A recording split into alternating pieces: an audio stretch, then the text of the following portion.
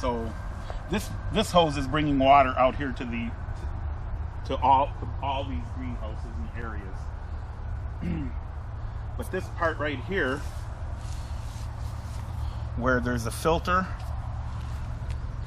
and then a pressure regulator, we have a filter and a pressure regulator to make sure we don't get any rust or particles beyond that point in the system. And then this is where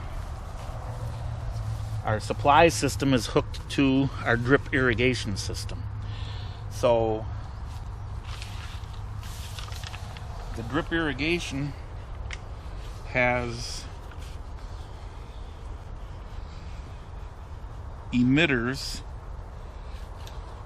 trying to locate one, every 12 inches. There's an emitter right there that there's a filtration device in there and a metering device built into this hose that lets out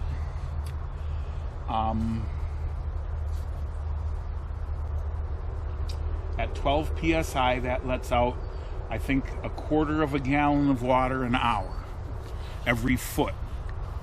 So underneath this row, these are 96, this is a 96 foot long high tunnel. So we've got approximately 90 or 92 feet of row.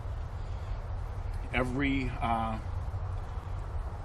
1 foot there's an emitter, and we turn this on maybe once a week for 2 to 4 hours, depending on what the temperature's been, the size of the plants, and it waters under the plastic, and of course the roots grow to where the water is that they need. And we can also fertilize. We can put liquid fertilizer in through the irrigation system, or we can introduce fungicides. We can introduce nematodes.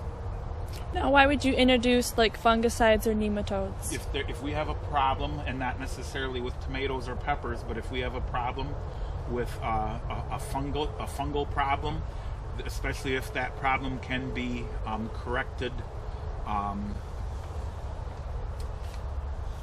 systemically, then we'll put a fungicide into the irrigation water so the plant can take up the fungicide, and then nematodes so that beneficial nematodes can battle invasive or harmful nematodes in the soil that'll harm the plant or the plant's roots. So wow. There's a lot of different things that can be done with drip irrigation.